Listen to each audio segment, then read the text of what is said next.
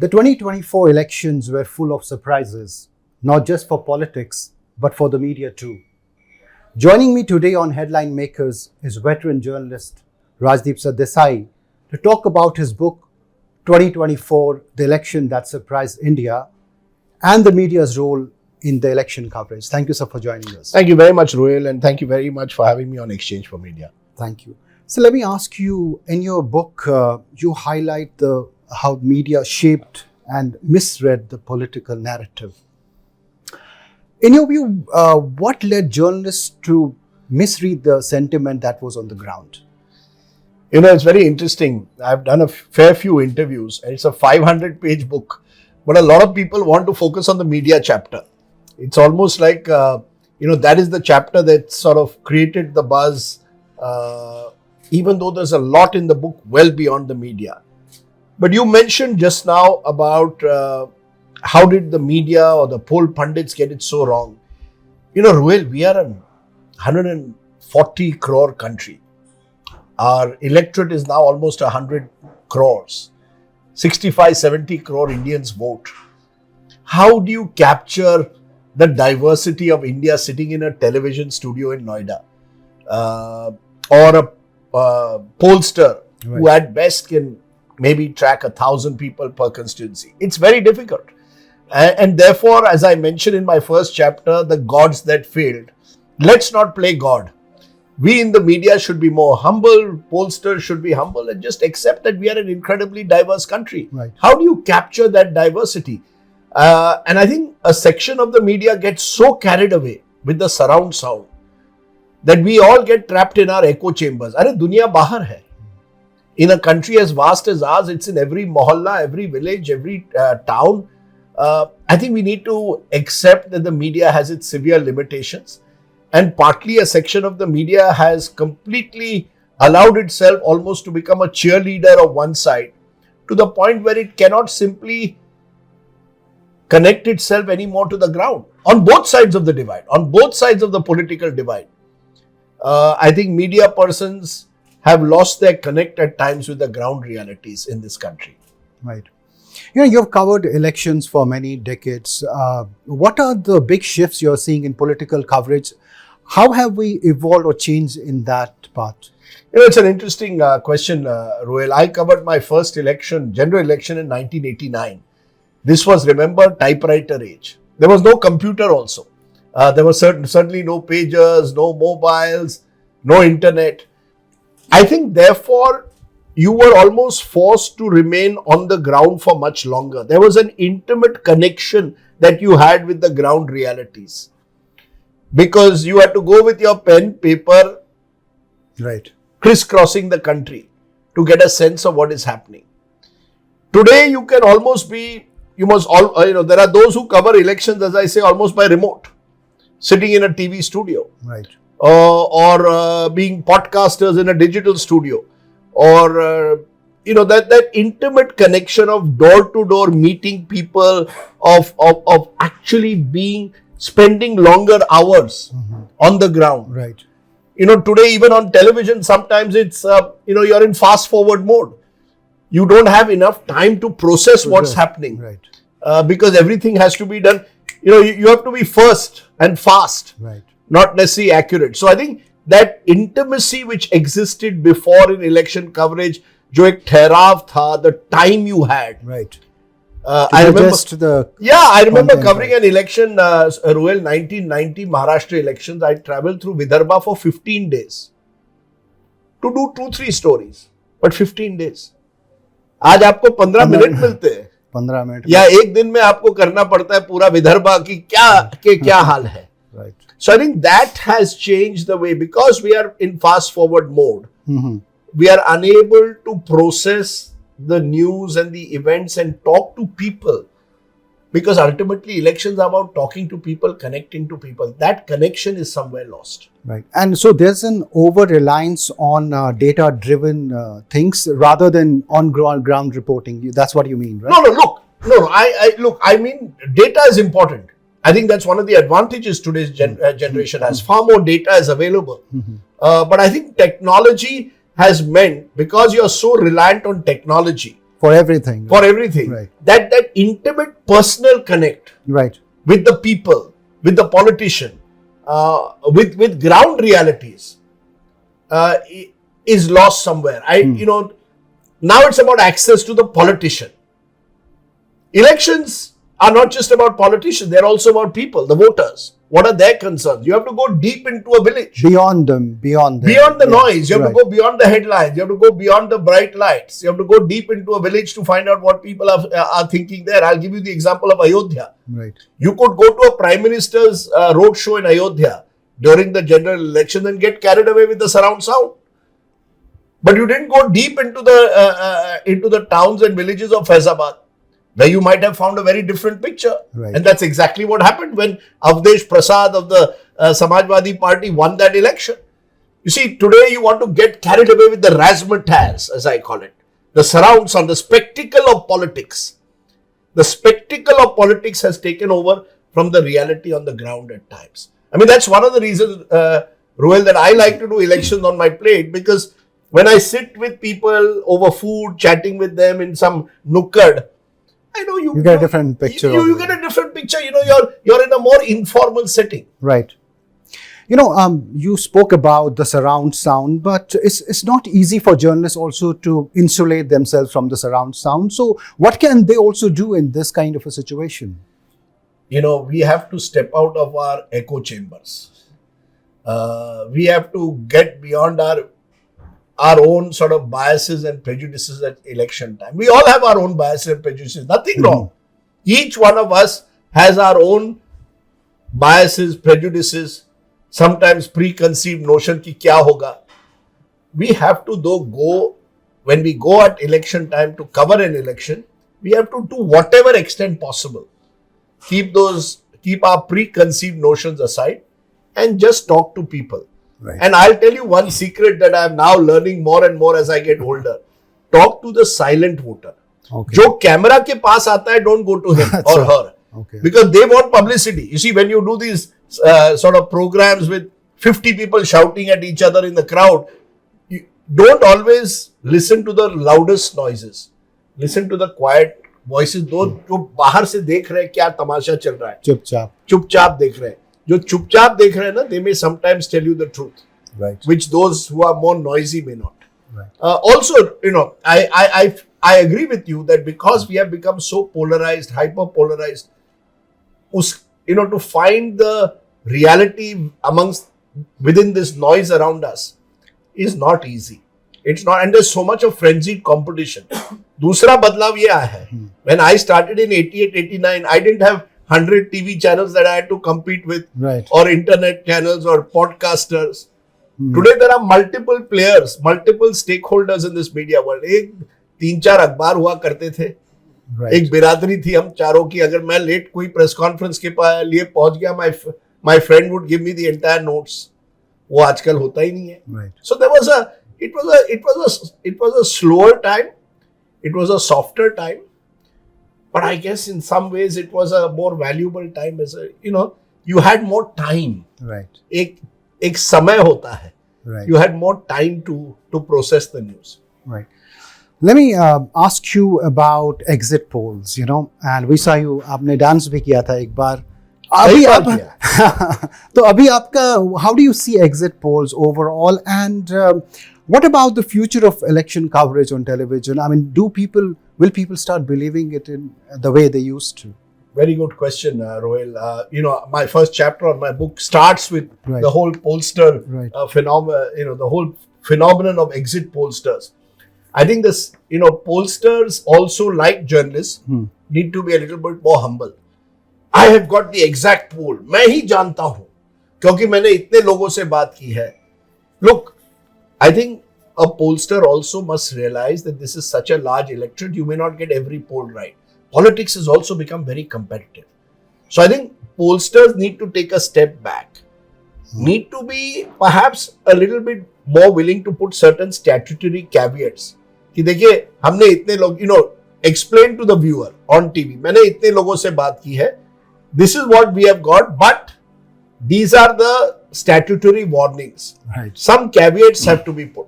कि मैंने कम महिलाओं से बात की है. So I don't know whether the woman vote. What are the X factors that could make a difference to my numbers?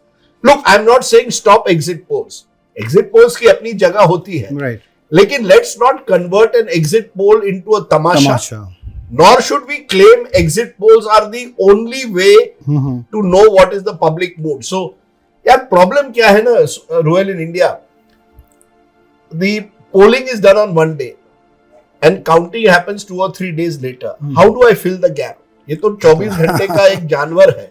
So we need to constantly constantly feed it. Right. As a result, we are almost pushed into doing exit polls. Right. I would say no harm in doing exit polls, provided the pollster, the channel, and the journalists put in sufficient caveats or X factors as to what could be the potential minefields when you put out a big number. वो number जो है ना, जब आप लगाते हो, be a little careful to put some statutory warnings along with it. Right. Sir आप television पे हैं, आप शो कर रहे हैं, आप डिजिटल पे भी हैं, बट यू नो टेलीविज़न के बारे में अभी बोला जाता है it's become a WhatsApp forward, it's no more than a WhatsApp forward. How do you defend that? Look, I grew up, as I said, in the print era on a typewriter. I did 6.5 years in the Times of India. I've done television now for 30 years. I always believe that today we are entering a world where content is king or queen across multiple platforms. The platform no longer matters. You could be on TV, you could be on digital, you could be in a newspaper. Your content is the what needs to grab attention of the viewer or the reader. Right. I don't believe that, so therefore, as a television person, there will be still people who want to watch television. I mean, I've been off air for a couple of months on a sabbatical. I get calls from all kinds of people, when are you coming back on TV? So obviously there are people watching TV. And on big news days, people still put on the television. तो ये कि television खत्म हो गया है, सब digital में चले गए हैं, पॉडकास्टर्स बन रहे हैं, ये सब ठीक है, हर चीज की जगह है. We are a country, again I maintain, of 1.4 billion people. There will be people still across this country who will switch on a television set and still see television as a major source of information. That puts a responsibility on us. We must understand the responsibility. We must be conscious. Don't convert television into a drama or a spectacle or a tamasha. So to retain our credibility is very important. But I believe television has a huge space in India, just as a newspaper has. I've come to this interview reading 6 newspapers. I may read 6, but I know people who read 1 but read it. Right. मेरा column Dainik Bhaskar में होता है. Hundreds of people send me responses to it. लोग पढ़ रहे हैं. You see, let's not. And there are people. I did an interview with Samdish. Right. It has crossed 2 million views. So there are people who are watching Samdish as well. So there's space for a podcaster or a content creator, as he calls himself. There's a space for a newspaper. There's space certainly for television as well. है जगह अपनी इतनी जल्दी हमको खत्म मत कीजिए. Right. So you people also say that 2024 elections will be a turning point for political journalism. Henceforth, do you think journalists will learn the lessons? Have they learned the lessons? या ये फिर से चलता रहेगा जो उन्होंने गलतियां की? ये चलता रहेगा for a while, क्योंकि हम एक पटरी पर है, नॉट नोइंग ये रेल गाड़ी कहाँ जा रही है. हाई स्पीड बुलेट ट्रेन पर हम जा रहे हैं. Today's news is tomorrow's history. That is my worry. Time ही नहीं है digest करने का. And as someone once told me famously in 24 hours news, you're never wrong for long. आपने कोई गलत कुछ कर दिया, you got something wrong, tomorrow some other news, people forget the past. Right. That's why I believe it's important to write books. One of the reasons I have been documenting these books, and this is the third in the trilogy, 2014, 19 and 24, is I hope that 10, 20 years from now, when Amrit Kal comes or Viksit Bharat comes, people will remember what we went through during COVID, what we went through during the farmers' agitation, what happened during the CAA protests, what happened in Maharashtra, the shenanigans there. All of this must be part of our history. Do not forget it. Those who forget history are the ones who I believe are responsible for some of the mistakes that are made in the future. So that's why, वो थोड़ा ठहराव किताब में मिलता है. And I do believe that, therefore people should not give up the reading habit. Right. Sir, controversies always, surround like all veteran journalists. Whenever एक बार farmer protests में it happened during that time. How do you deal with those when people unnecessarily, put out controversial remarks? और आप बाद में उनको call करते हो या वहीं you vent your feelings on Twitter? How do you deal with that? I'm slowly sort of, particularly I'm grateful to Elon Musk. He has convinced me now that don't take Twitter or yourself so seriously. So I'm slowly but surely now, I do fewer tweets. I'm very careful about the tweets I do. Look, I've done journalism, Royal, now 36. This is year number 37 has begun. I started 88 November. Before that in college, I used to also intern in a newspaper. Right. When you've had such a long career, you make mistakes. I am man enough to accept my mistakes. I have no problem. Please hold me accountable and responsible for the mistakes I made. But over 36, 37 years, you've done some good stories, some not so good. I think if you're philosophical, na, वो चलता रहता है यार. ये life is a journey. I am a Hindi film buff. जिंदगी एक सफर है सुहाना, यहाँ कल क्या हो किसने जाना. या my other great song, आदमी मुसाफिर है आता है जाता है, या मुसाफिर हूँ यारो ना घर है ना ठिकाना. So if you have Rafi and Kishore by your side, you're okay. You become philosophical about it. But that's the only way. You've got to live in the moment. You make mistakes, admit them, try and rectify them, and move on. I mean, people are out there to criticize you. Social media means everybody is empowered. Some, people, it's a free for all. आप किसी के बारे में कुछ भी बोल सकते हो. I've always believed my life is an open book, and that's why I came on social media. Many so-called big journalists don't want to come on social media. I believe I want to interact with people, tell them my views, accept theirs also. मैं तो संवाद चाहता हूँ. But आज Twitter पे संवाद नहीं हो सकता. इसलिए I've withdrawn. Earlier I used to give one late night song also to people. Right. I'm not it now. I've decided give up. It's not worth it. When there are so many angry people out there to abuse or take you down, not worth my while or energy. I'd rather spend my time productively reading and writing books. Right. We've also seen rise of influencers, and they're churning out content day in and day out, and some of them reshaping political journalism in a way. Is that creating more chaos in your view, or is it good, or is it bad? Again, Rohil, in a country as large as ours, you will have to change with the times. So many of these influencers now don't like to be called journalists. They are content creators. Right. And I often say maybe a content creator can't become a journalist who tracks the news. A journalist could become a content creator with a bit of creativity in the future. Look, good luck to them. I say in a country like India, let 1,000 flowers bloom. Diversity is the way forward. If they can provide, and I hope that they recognize that they also should not get caught in the tamasha trap. Let's look for clickbait.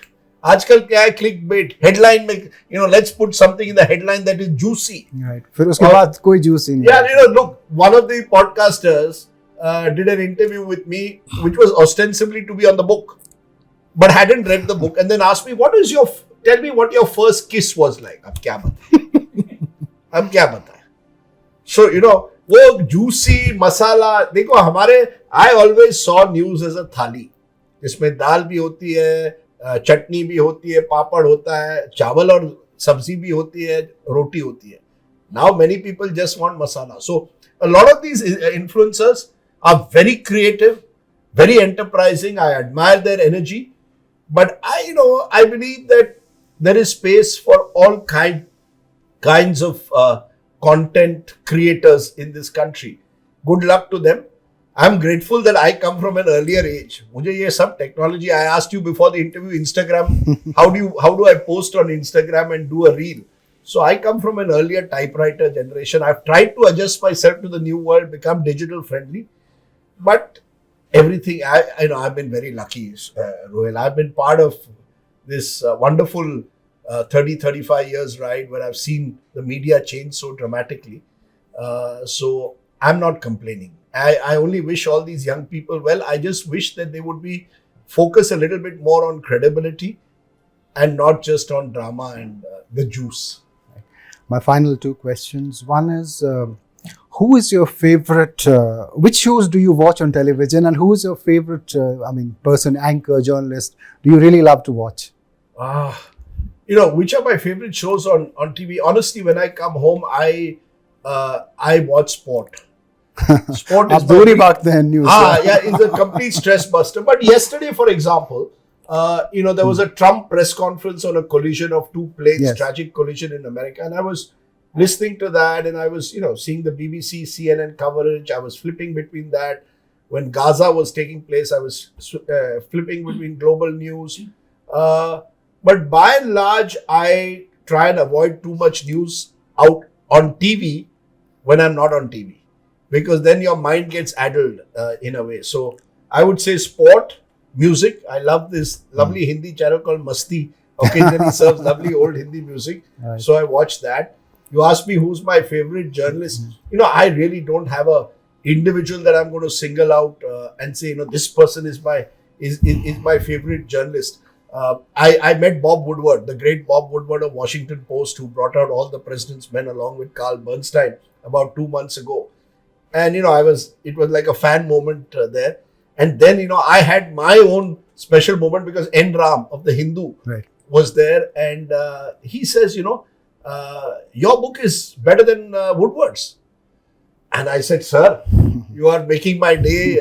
So, look, I have had I was very lucky, Ruhel, that when I started off, I had Daryl DeMonte as my resident editor.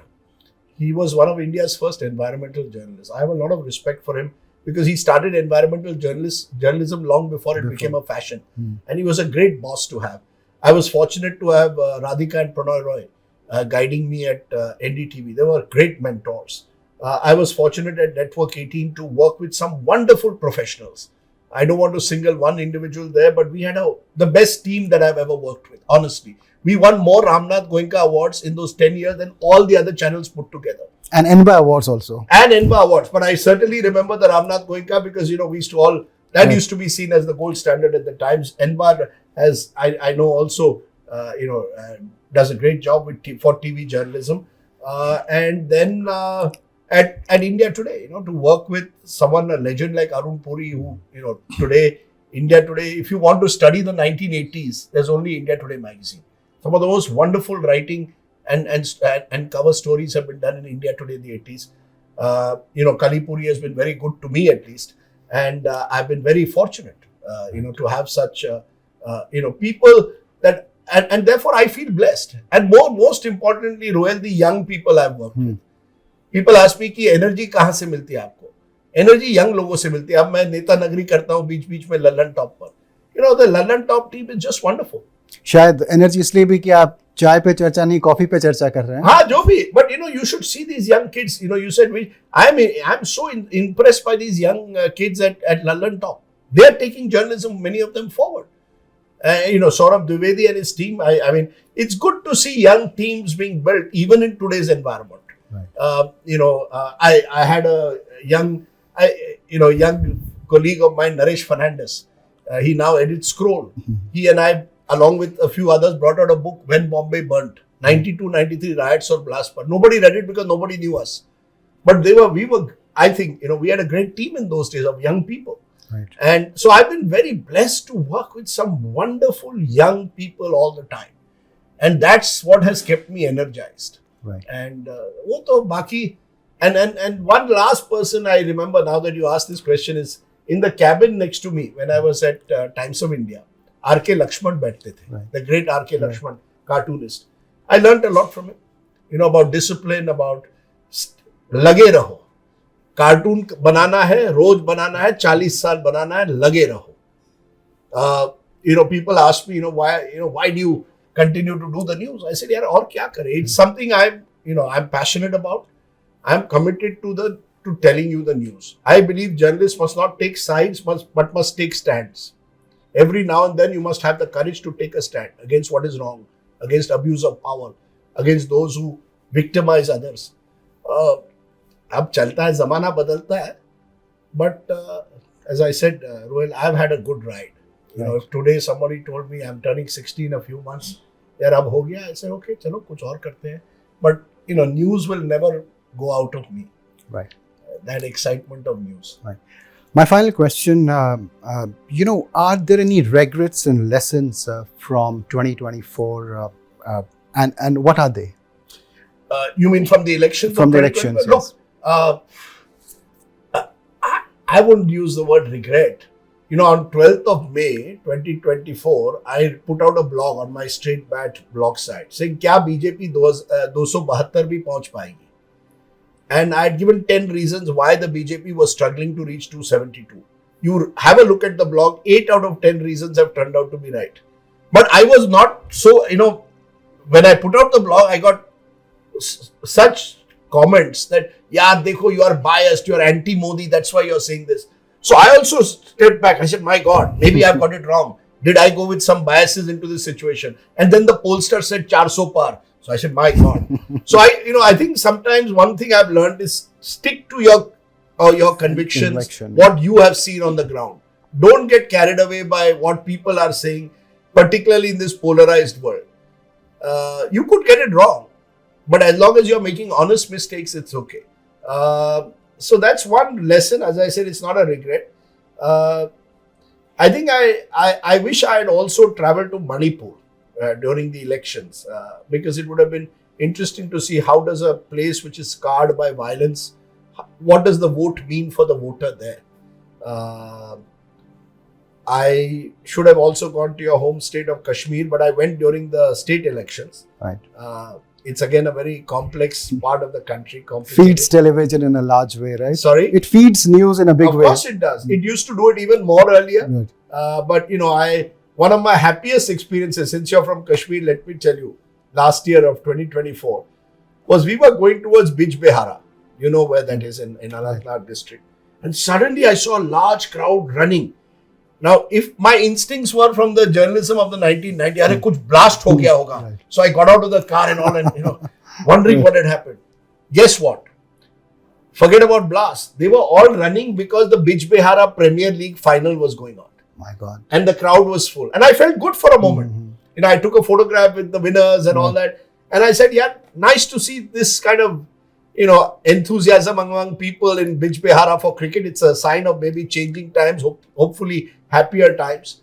This is what makes it so special to be on the ground. You get so many experiences. I met a farm widow whose husband committed suicide in Amravati for a loan of 1 lakh rupees. So you can sort of, feel tearful about that, and you can feel joyful about what I saw in Bijbehara. That is India. This book is really about the diversity of this great country. That's what I've tried to capture.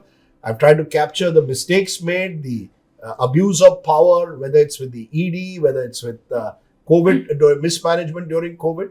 But I've also got stories of hope, of some wonderful people who have got elected on their own strength, fighting often against the odds. So that's India. Right. There's no other country, Ruel, I want to say this at the end, that I would rather do journalism than this country. It's the only country which is so extraordinary that every day is a new day. And फिर सुबह होगी. Right. या साहिर लुधियानवी जैसे कहते हैं ये सुबह कभी तो आएगी. Thank you so much, sir. Pleasure talking to you. Really wonderful. And we'll be waiting for your 5th book.